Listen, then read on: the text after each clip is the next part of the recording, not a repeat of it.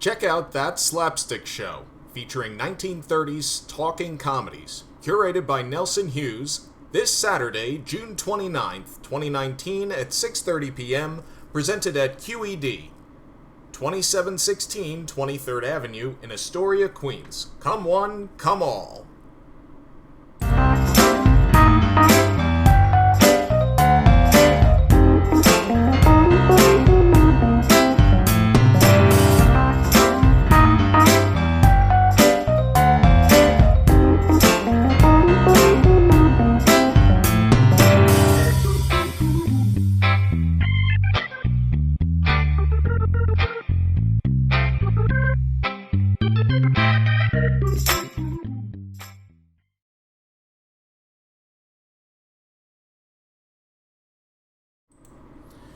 Okay, so...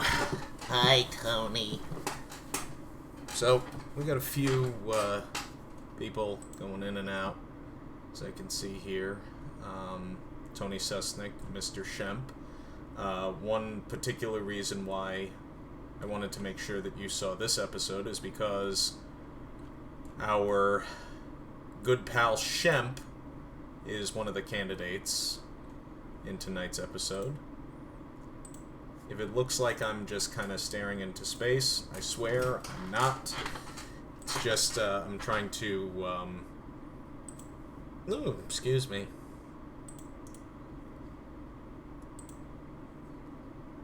Trying to get a few things, situated still.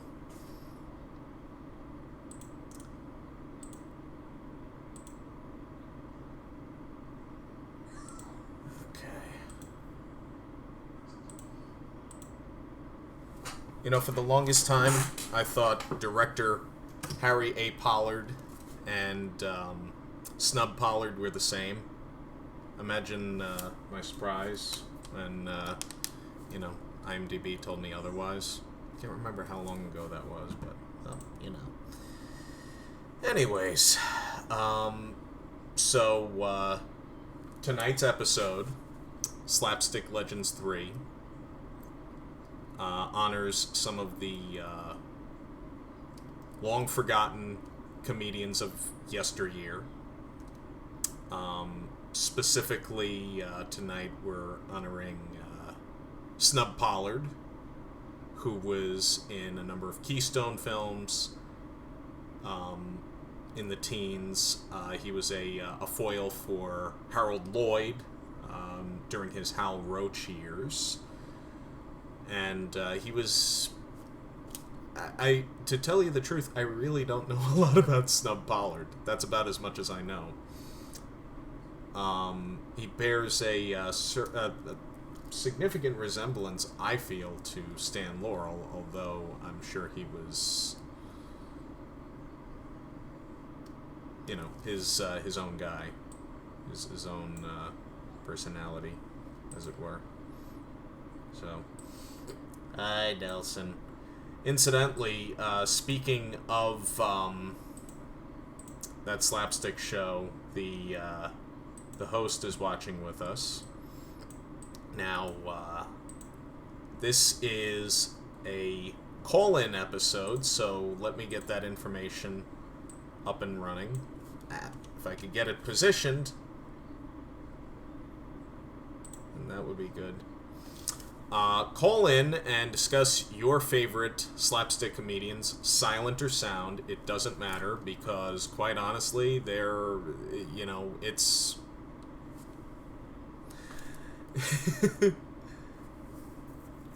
Oh yeah, I'm sure sometimes not recognizable. Like, I mean, if you told me that, that Ford Sterling was in Sally, unless I saw his name in the credits, you know, I would never have known, because I had seen him in other shorts, but I had never heard his voice.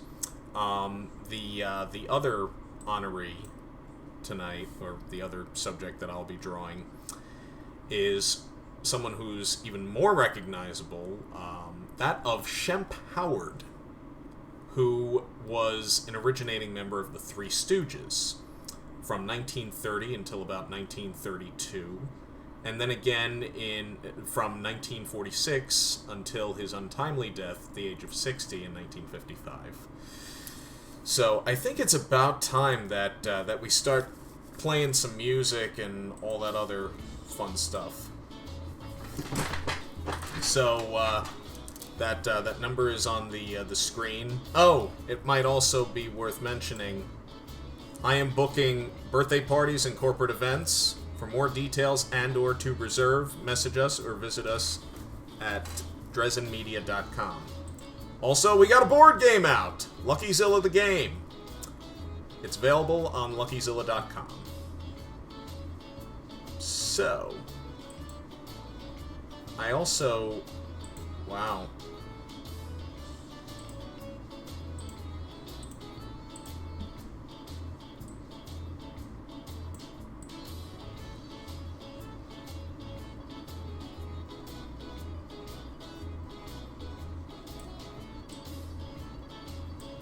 There we go. You guys can read that, right? By show of hands, who can read that? I can read it. No, I can't read it at all. Call in and, BS a little bit. In the meantime, I'm going to start drawing Snub, and hopefully... I gotta get myself back into the habit of using more than 2 monitors.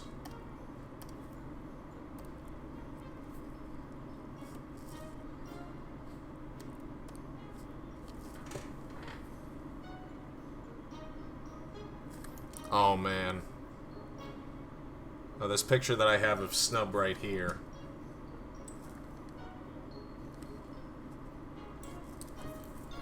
Oh. Okay.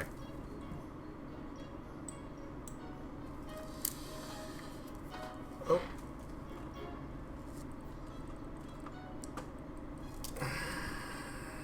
Let me see what the angle looks like here. It looks a little weird, but as you can see, I'm drawing on a tablet. So let me actually lower this up. It's as low as it can go. Too bad.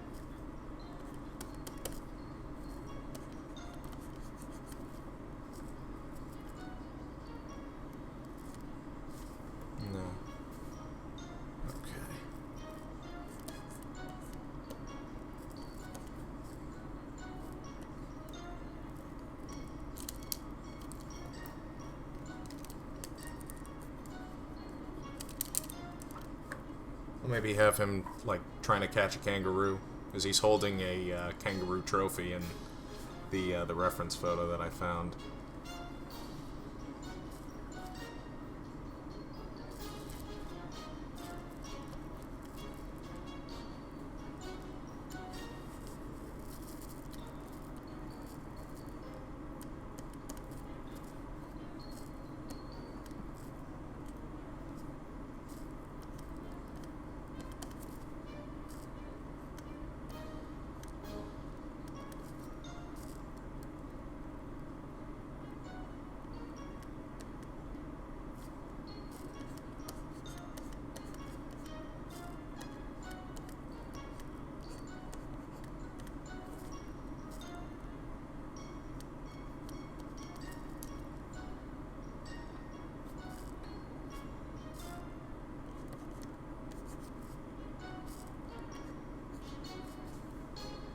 See, these kinds of collars, I don't know what they're called, are such a pain to draw.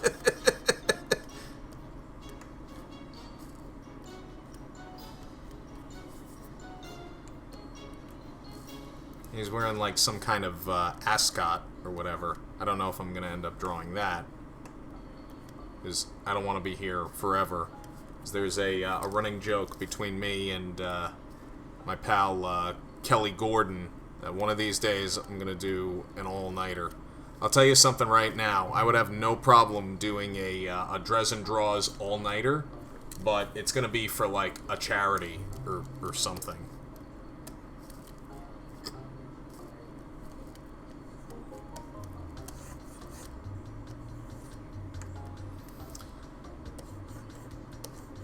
It was over a year ago that I did the very first Slapstick Legends episode of Drezen Draws, where I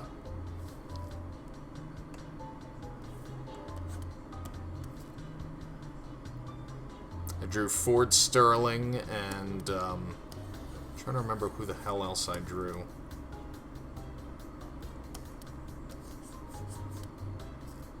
Anyone wants to call in, the line's open. No pressure or anything.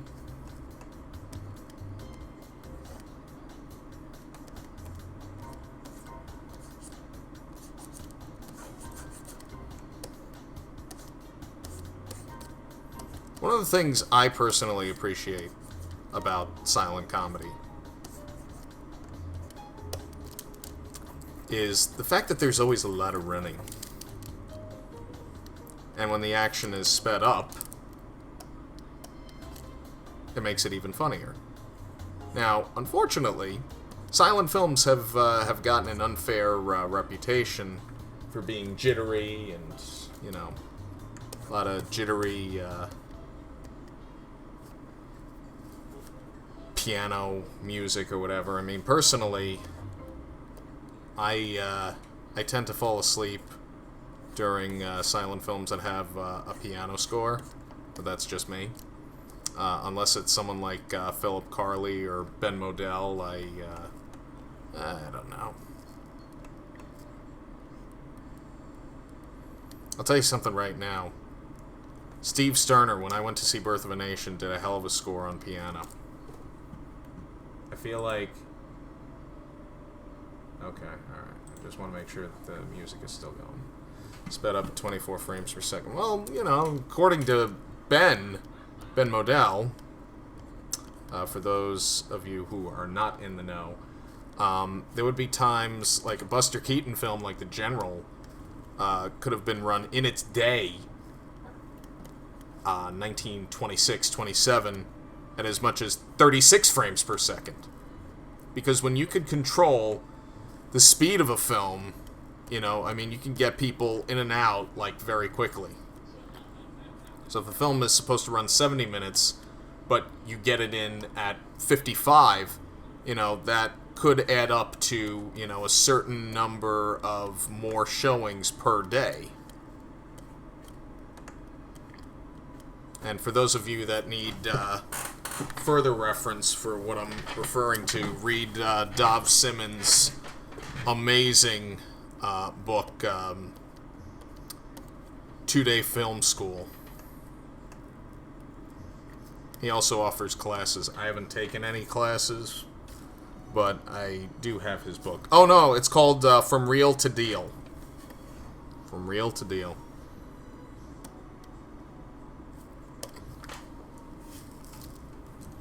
Give me a second so that I don't share too much that's on my screen. Oh, hello.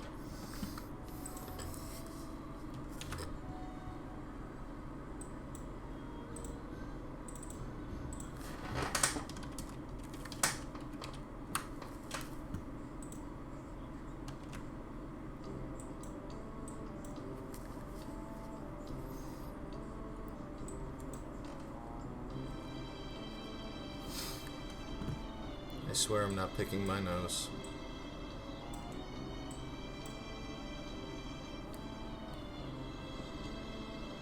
Back to the draw cam.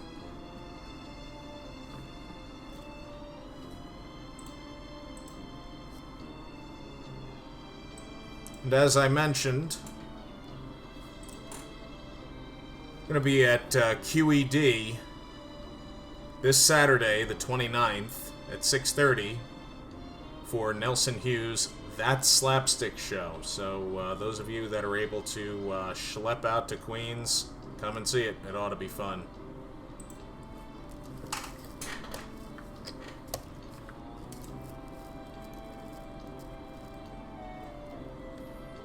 Alright.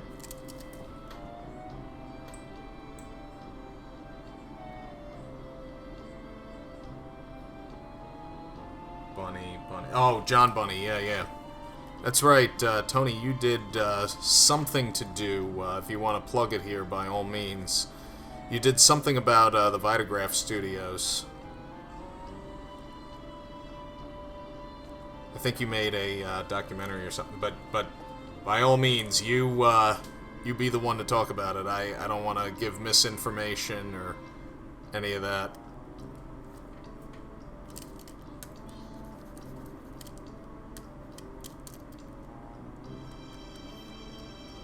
And for those of you who are unfamiliar with who Tony just mentioned, John Bunny was a silent film comedian, and I believe a comedian from vaudeville, who was very popular during the early days of cinema until his untimely death in 1915. And he was one of the pioneers of film comedy. I've seen a handful of his films, and, they seem pretty entertaining. But, like anything else, silent film was made on nitrate film stock, material which is known to be heavily unstable and dangerous if handled improperly.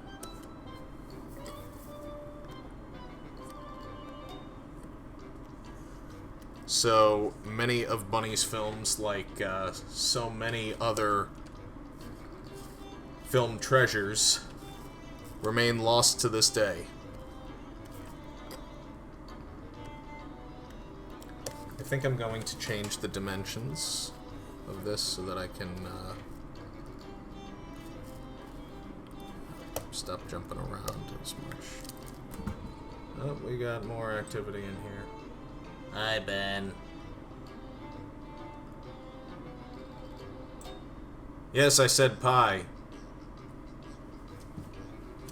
But all orders have been shipped out. We're not sending any new pie orders today. You should receive yours in the usual fashion. I choose the pie. You choose where you want to get hit with it. In the face, in the back, in the foot, or if you want to do, like, I don't know, something where, you like, press your hand into it. I don't know, that's become a trend that I just don't understand at first birthday parties, is when, you give a kid a cake and they just kind of mash their hand into it. Never heard of that.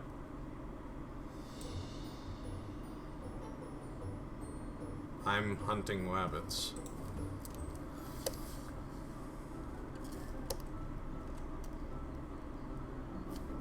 Let's see now. I'm gonna add some pinstripes to his getup once I get up to it.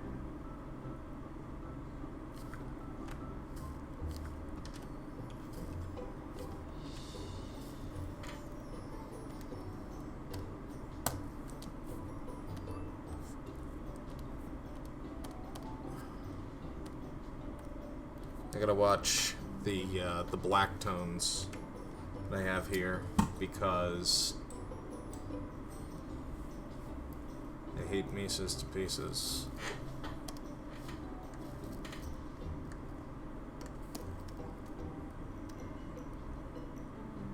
What did Mises ever do to you?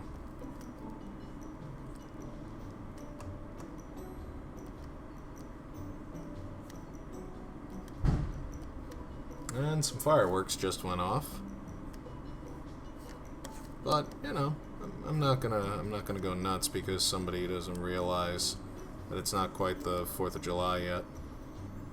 let them realize it on their own when, the cops start banging on their door, wondering, not that I would call the cops, but wondering, hey, where'd you get those fireworks, and can you get me some before I drag you downtown, and, yeah, well, all that fun BS. And quite honestly, I don't care. I don't care if I knew of somebody that had fireworks, which are illegal to purchase in New York or to trade in New York or whatever. I wouldn't say anything. I don't care as long as they're not in the hands of somebody who shouldn't be using fireworks.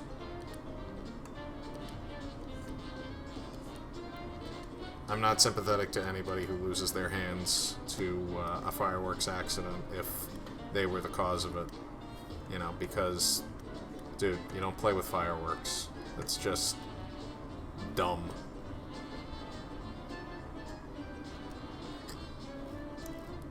I rarely get political on here, but let's be real. Trump would blow his hands off with fireworks. There is no latest scoop on the LuckyZilla animated pilot. The only guy working on it, so when there is more to say, I'll say it. Until then, there's unfortunately no update.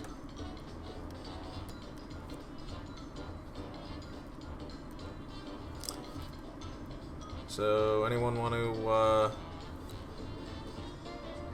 call in and discuss their favorite silent film comedians? I mean, the lines are open and the number's on the screen.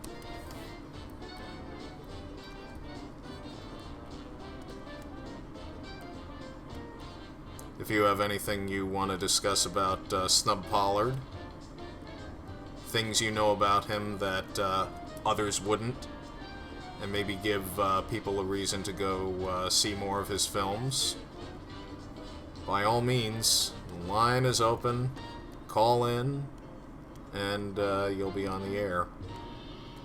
Just understand that this is a live show, and it will be uploaded to YouTube afterwards, and by calling in, you give me the right to use your voice in this episode.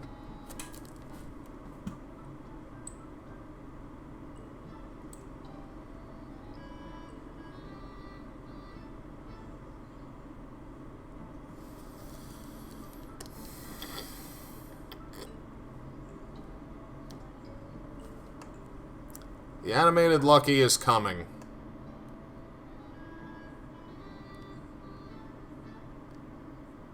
If you can't wait, you animate it.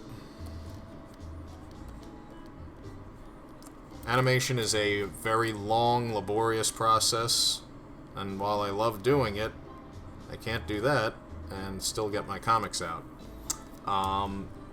Something to note, over the last 2 weeks, I've launched my second weekly comic strip series, Raphael Not a Ninja, which follows the adventures and trials and tribulations of a 30-something-year-old plus-size LGBTQ cartoonist named Raphael Driscoll. She works for the post office. She loves dogs. She likes girls. She's not into dudes. So, just in case you see a picture of her and, you're thinking, hey, I could go for her. She's not into you, guys.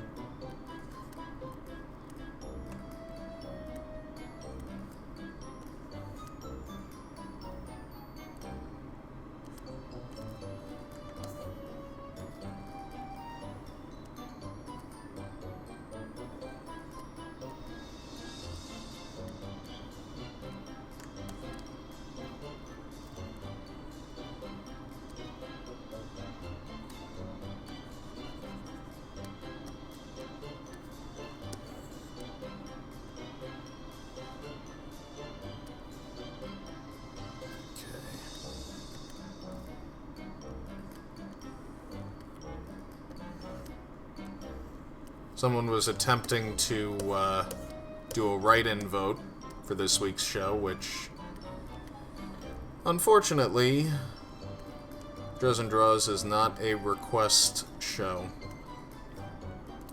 I draw what I want. You can just vote on it. And they were requesting Laurel and Hardy. And I said, I already drew them back in episode 25, which was the only episode that I've ever publicly apologized for. I just couldn't get them right, at least on the show. And then later on that week, Nelson, you should be calling in and saying all of this, so that this way people know more about you. Don't be shy. It's only the internet.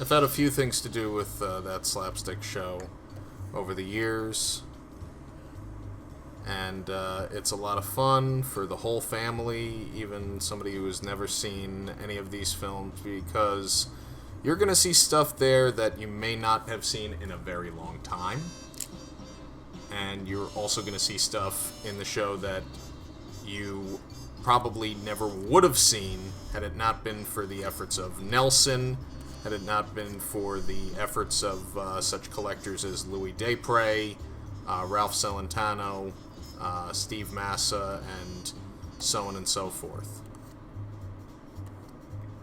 One of the candidates for a previous Slapstick Legends Drezen Draws was Marcel Perez, who was a long forgotten, highly obscure comedian from France.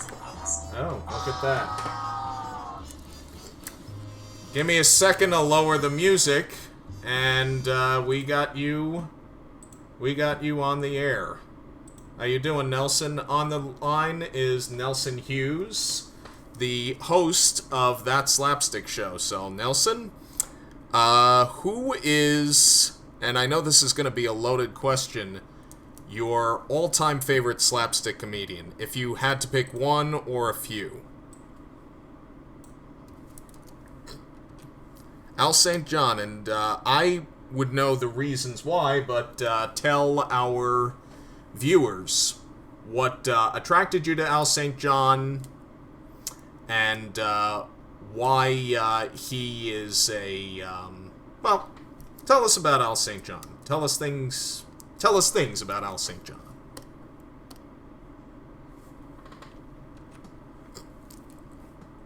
Whoop! Hang on one second. Start over. I'm so sorry. You said Al St. John is your favorite. I had you muted. I'm an idiot. So, okay. Go ahead. Al St. John was the nephew of Roscoe Fatty Arbuckle. And when Arbuckle was at Keystone back in around 1913, 1914, he brought Al onto lot and started getting him the film. Basically, Al St. John is probably the most underrated, most underappreciated comedian.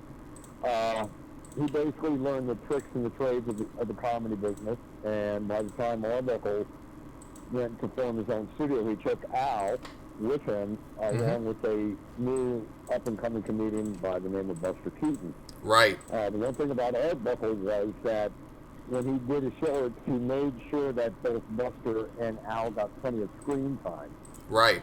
To show off their talents and everything. So by 1919, Al got to do some solo shorts for Paramount, and then soon followed by Warner Brothers. Right. His solo shorts have been often overlooked, mainly because a lot of his stuff doesn't survive anymore. Yeah. But a good amount of the educational films that he did does survive. Most of his shorts that he did for Fox are no longer found. I think only 4 of them exist. Right. and everything. And Al's basically the face of our franchise. Right. Anytime you come to our show, that's the first thing you see is Al dangling on a flagpole. And what film is that from? Do you know offhand? And can people see it today?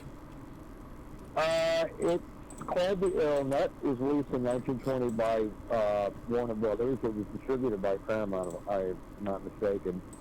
Sadly, only about a 3.5 minute edited down clip of the film is all that survived.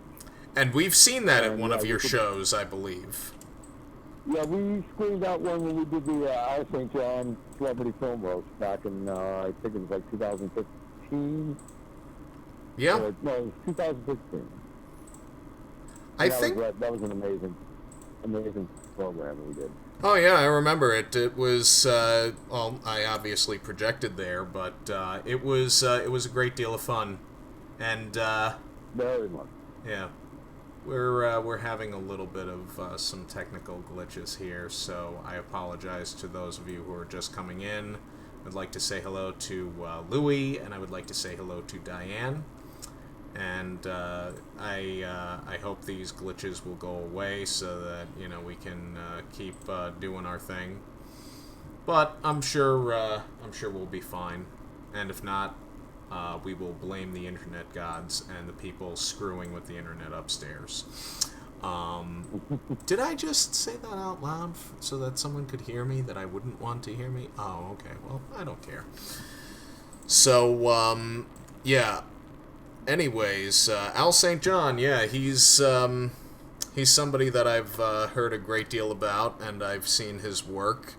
I would probably have to say that Chaplin is one of my all-time favorite screen comedians, although Harold Lloyd is definitely up there as well. Because oh my God, he's terrific. This thing says it keeps loading. Because I'm a one-man show, there are things that I have to do that will take time away from. Okay, alright. I can hear myself, I can see myself. The problem is, technology sucks. Hi, Kyle. So, any others come to mind in addition to Al? Any recommendations you would have for our viewers on who they should check out, and more importantly, if they want to keep up with the latest in slapstick comedy discoveries, where can they go? Slapstick Nation on Facebook is a perfect start. I'm one of the administrators of that page. Uh-huh. Also, another site called the Dead Comedian Society also does a lot of posts on silent comedians. Mm-hmm. Also, and anything related to like silent films on Facebook in general that covers a wide range of silent films, like drama, comedy, animation. You can also check that as well. Mm-hmm. My friend Diane says that she loves the Three Stooges. I love the Three Stooges too, and so does Lucky Zilla, who is a huge Three Stooges fan. We're coming up in the program where our next piece of the evening will be a familiar face by the name of Shemp Howard. Tell us something about Shemp that maybe we wouldn't know. And Tony, feel free to chime in at any time. Well, Shemp Howard, of course, is the brother of Curly and Mo Howard. Mm-hmm. He appeared in a Vitagraph short along with Mo back in the 1910s for the Vitagraph company, but sadly there is no film element that survived of that. I've been trying to track down a print of that with no such luck. Yeah. And of course, like in 1930, they starred in the film Soup to Nuts, which was released by Fox. Mm-hmm. And it was basically a bizarre but fun comedy, with Rube Goldberg style influences in that. So by the time Shemp left Ted Healy in 1932, yeah, that's when Curly joined, and then Champ started freelancing, he basically was appearing in many of the Vitaphone big sound comedies in 1932, and he also appears alongside Roscoe Fatty Arbuckle in some of the talkies that he did. Yeah, where he worked under the name William Goodrich, because there was a big scandal that happened. We're not even going to touch that on here because, you know, I want to stay positive. It's unfortunate, though, that it ended, or at least damn near killed Arbuckle's career, but, you know, at the same time, I mean, it's like, you know, you had Shemp doing some stuff with him. Him and Eddie Gribbin did some really good work together, and there's a short in particular called Art Trouble. I know this and you know this, but what is particularly significant about Art Trouble? This is going to blow your mind, folks. Of James Stewart. And what is his end? Yeah. Go ahead. I believe he gets poked in the eye by Shemp himself. Or something. It's been a while since I've seen that story. Yeah. I also like to make mention for your viewers who may not be aware of it, but a few years ago, the Warner Archive released all the Shemp Howard solo shorts that he made for the Vitaphone Company. Right. And which was located where? Right there in Brooklyn, New York. Yep. Right there in his own stomping grounds. How about that? Yep. And if your viewers are not aware of that disc, I would strongly suggest that you get it. It's really worth getting. It's a fascinating look on him as a solo artist. Even though he was often teamed up with Harry Gribbin, for example, he also starred in a Vitaphone series called Joe Palooka, where he plays Nobby. Yeah. Yeah. And then he started appearing in some feature films with the likes of W.C. Fields. Right, like The Bank Dick and others. Yeah. He was also in, he was also in the Universal fantasy Arabian Nights, the first of the 6 that they built around Maria Montez. Yes, absolutely. And then in 1947, you know, after Curly's health was declining, then he came back to the group, and he stayed with the series until 1955, right around when he died. Yeah. He died of a heart attack. He was slumped over in the story has it that he was slumped over, he was a boxing match, and he died of a heart attack in the backseat of a car. Yeah. And it's amazing about Shemp is that you might find some loyal Stooges fans that prefer Shemp over Curly, and majority it's like Curly over Shemp, but in regards, they're both great third wheels. You know, it's hard for me personally, it's hard for me to personally say, oh, no, Shemp's better. No, Curly's better. They're both great equally. Each Curly and Shemp bring their own style of humor to the trio.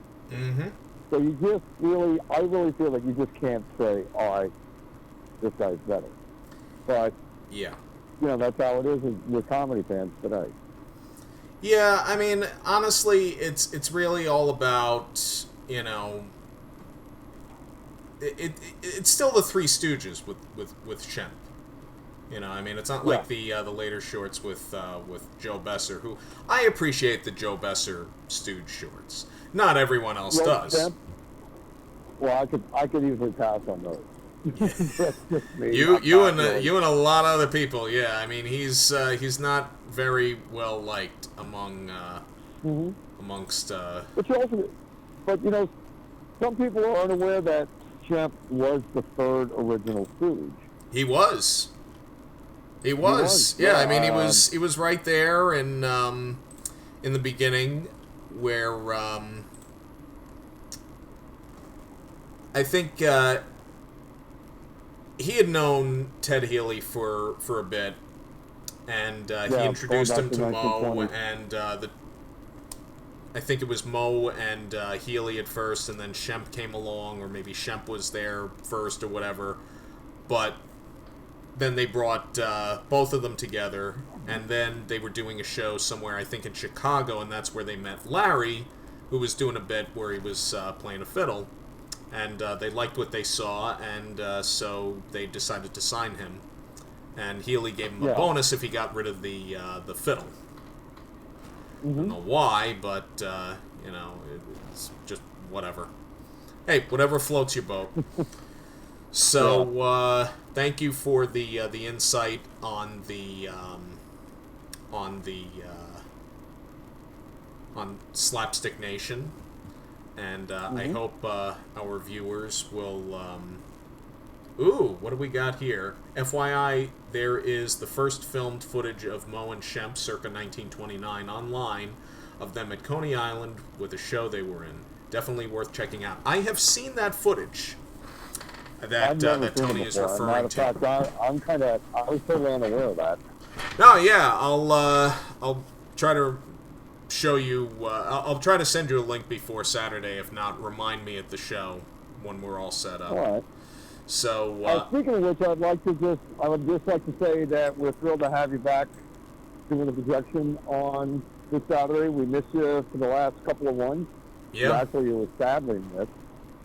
And if we can just talk about the show Saturday, we're going to be doing a selection of rare early sound comedy shorts from the early 1930s.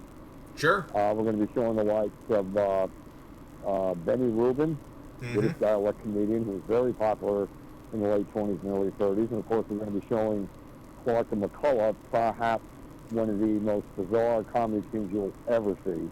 Yeah. Let me just, before you go any further, let me just show the audience an image of these two knuckleheads right here, and let me also add your track in here so that you can comment as we're talking. So go ahead. Okay. Yep. All right, and what's also on top, we're going to be showing one of my personal favorite comedians of all time, Louise Fazenda. Right. We're going to be showing a short where she reunites with one of her old co-stars, James Finlayson. Oh, yes. We love Jimmy. Hilarious short.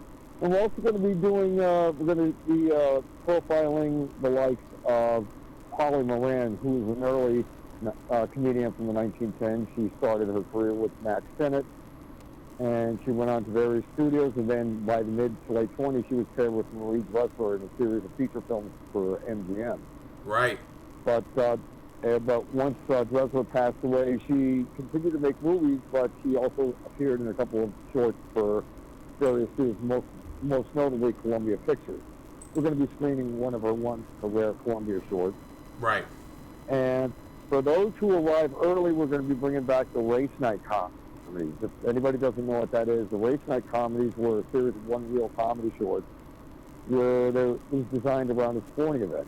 And if you were given a ticket, numbers 1 through 10, and if your ticket code where you got to be a part of the film, and you would win a prize if the contestant that you had won the race that week. Well, we haven't done one in a couple of years, and we've been getting emails and everything. Oh, when are you going to bring back the Race Night comedy? Well, we're going to be bringing them back in style. So for those who want to come down early for it. Seating is going to be very limited, so I can't really project what kind of a turnout we're going to get. We're hoping we get a really great turnout for this one. It's a brand new venue. Yeah. It's in Astoria, Queens, a lot closer for people to get to, and we're really hoping it's going to be a really great night. Definitely. I can't wait. So that information again, it is That Slapstick Show featuring 1930s talking comedies, curated by Nelson Hughes, co-hosted by Nelson Hughes and Tommy Jose Stathis. It's this Saturday, June 29th at 6:30 p.m. at QED, 2716 23rd Avenue in Astoria, Queens, New York. Come one, come all.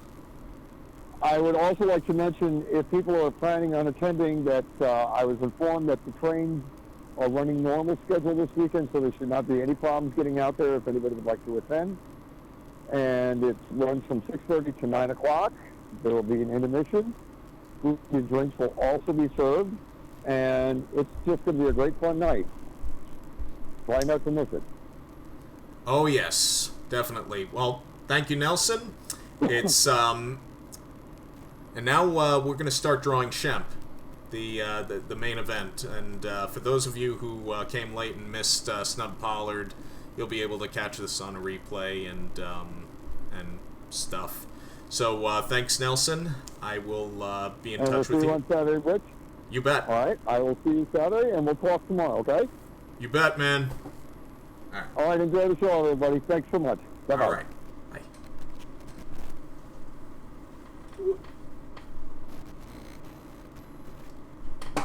If anyone else would like to call in and discuss their favorite comedians, you're more than welcome to. And let me silence this part, and hopefully I will remember to... Yeah, there we go. So...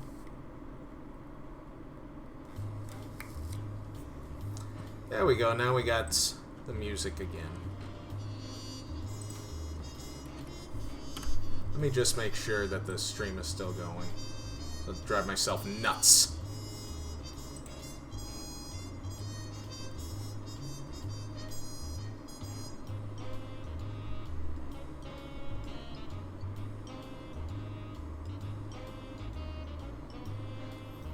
Okay. Isaac. So anyways, next on tap is Shemp Howard. I have a lot of experience drawing Shemp. And one reason why is because he was featured in a Lucky-Zilla comic strip late in 2017 called A Stooge There Was. It's when, well...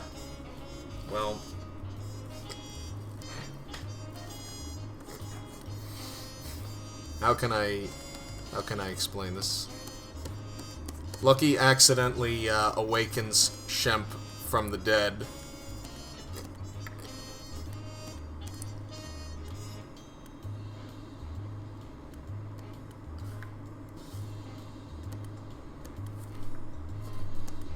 And they're on a mission to stop Quackery from doing quackery things.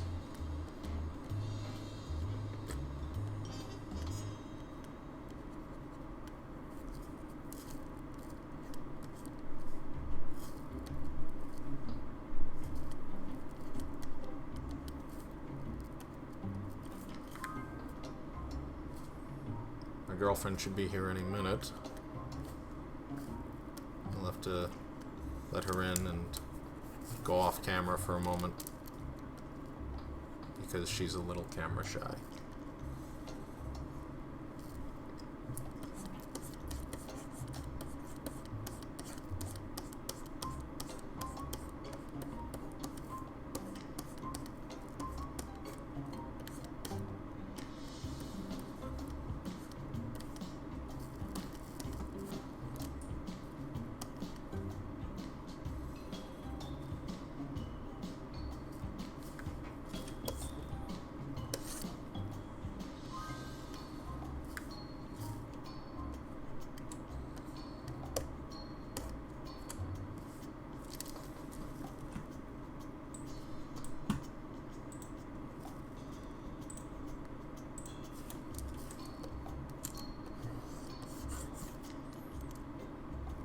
Shemp was described as a kind of guy that was always looking over his shoulder.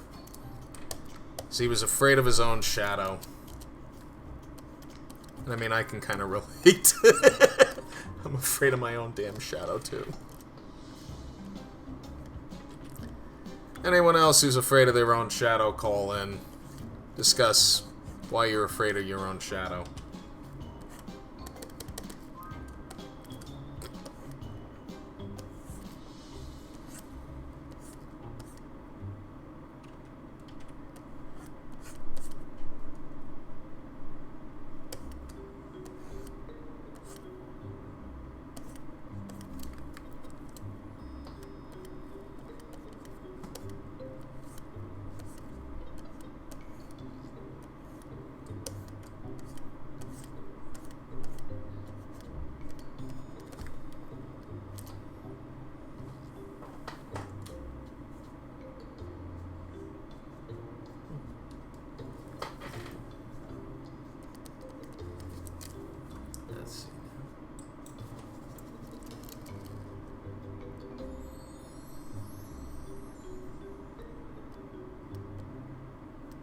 feel like I'm always doing this pose.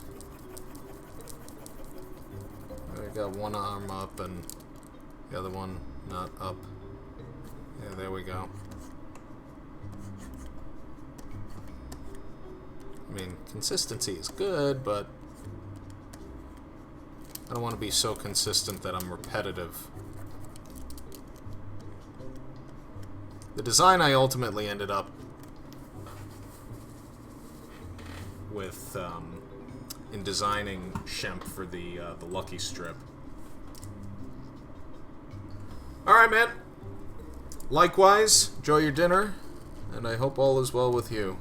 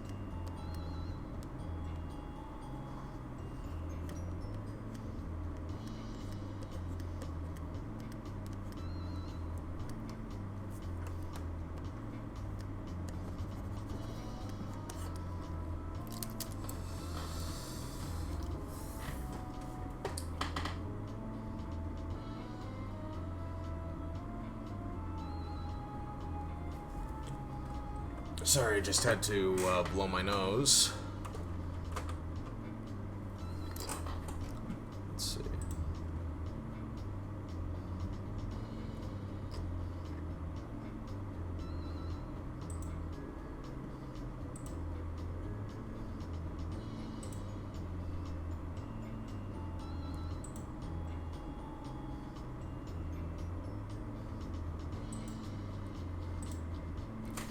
Give me just a second, folks.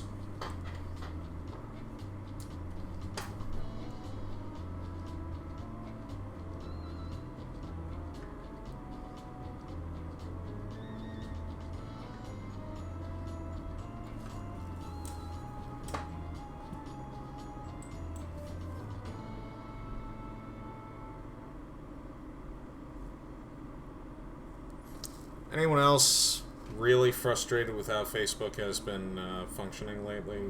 Killing me. Really killing me.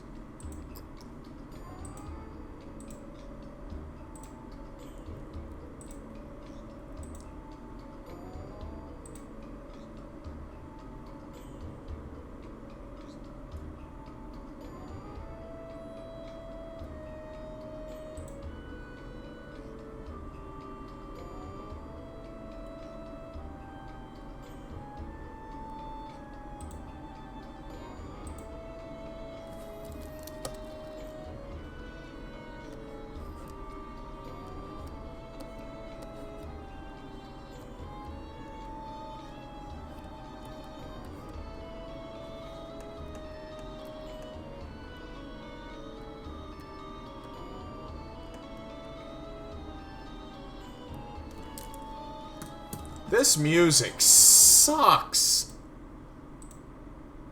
I have to apologize.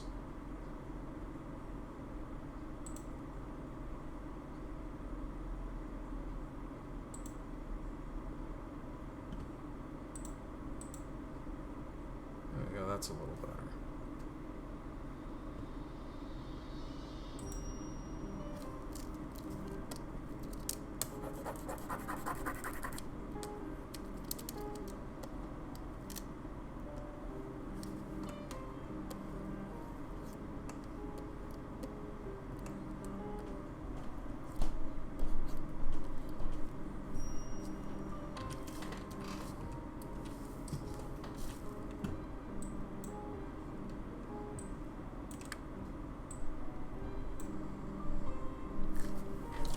Yeah, I think I'm gonna have to change the orientation again.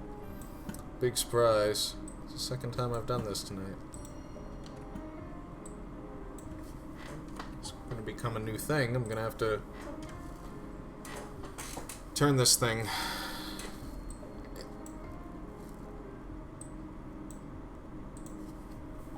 Rotate it.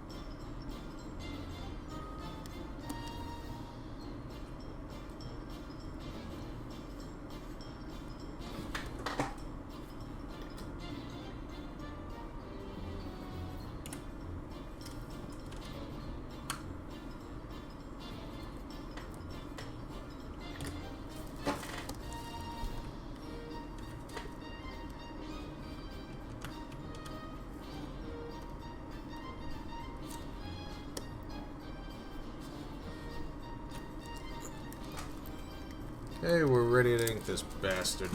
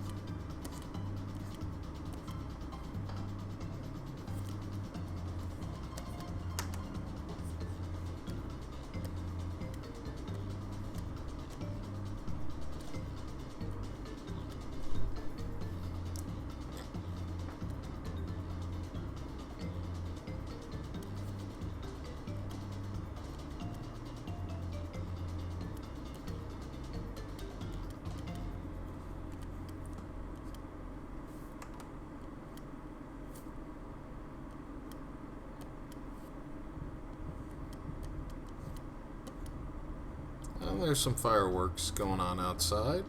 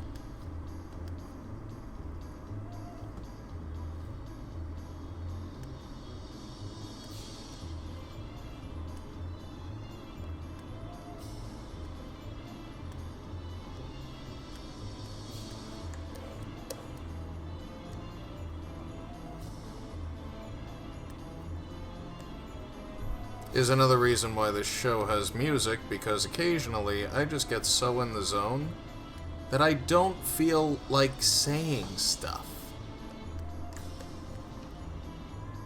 It's called Drezen Draws, not Drezen Talks.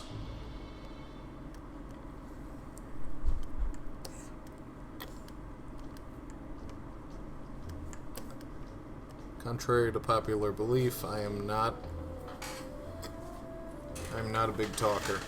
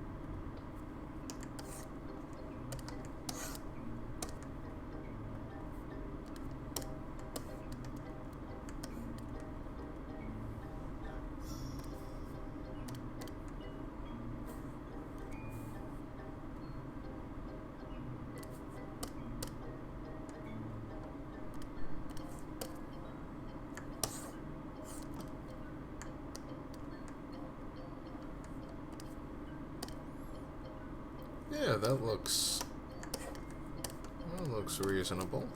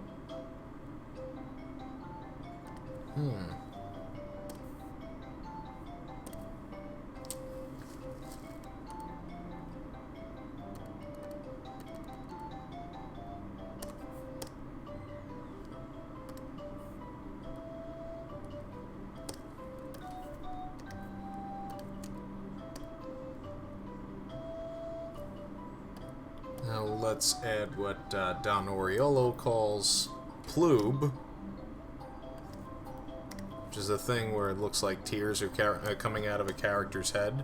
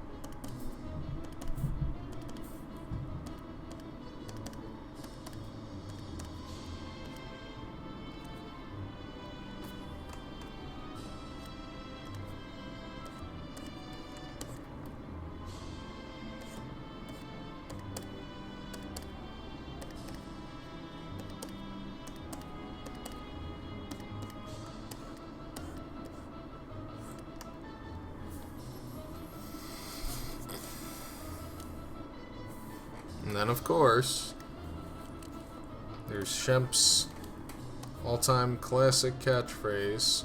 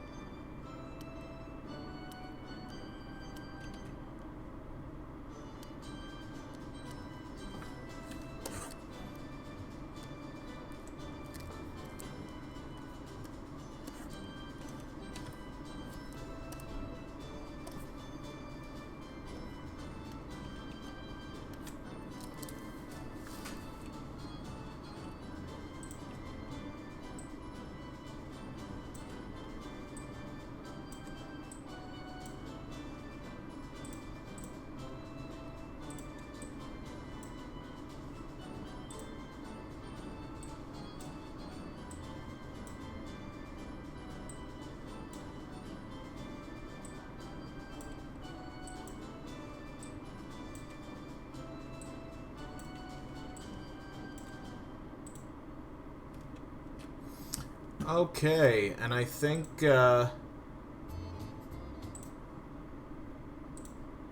that's gonna do it. Let me get this the heck out of here.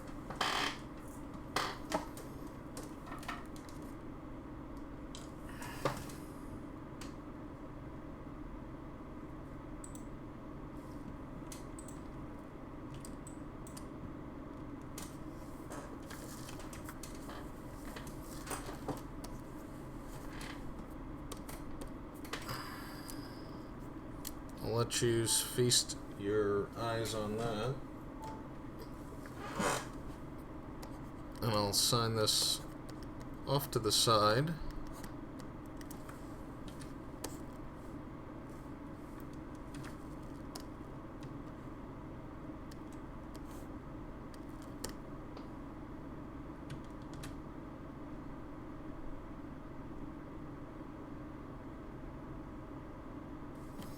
It's a pleasant ditty. It's a pleasant little ditty.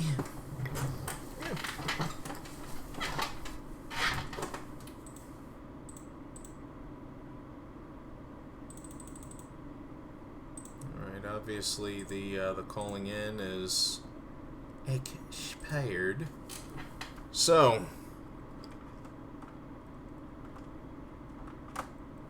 oh yeah, that's right. I used to be a cinematographer.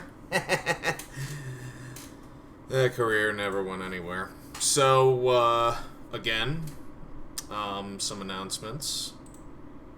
I'm going to be projecting on DVD that Slapstick show, hosted by Nelson Hughes and Tommy Jose Stathis, at QED in Astoria, Queens, this Saturday, June 29th at 6:30. Also, you can book me for your birthday party, corporate event, coming out party, whatever it happens to be. I'm not particular. So, yep, thank you, Tony. I just saw your comment. And also, Lucky Zilla the game is at long last for sale. It came out earlier this month alongside Lucky Zilla number 12.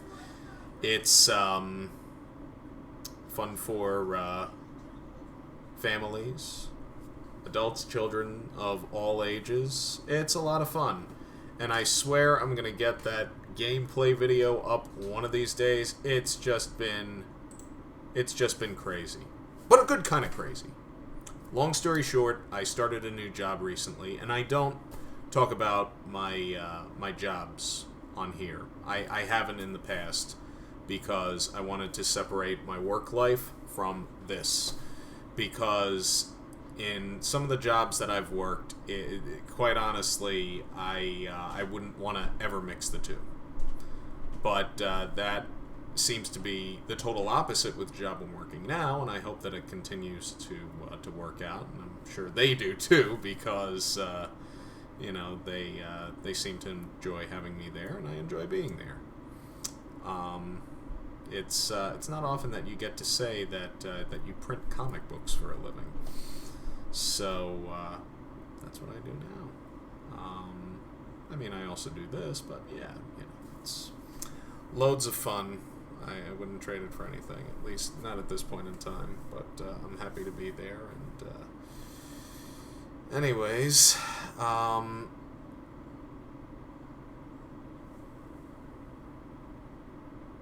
can I end this?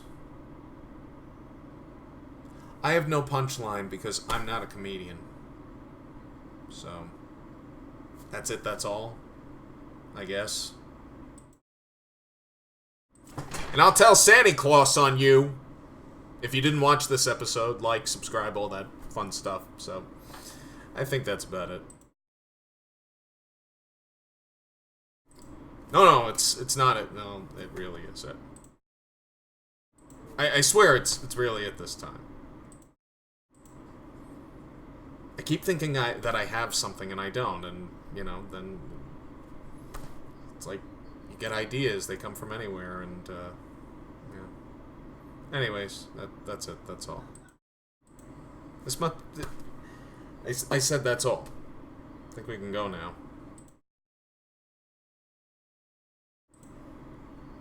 Never mind. I swear this is it. Bye.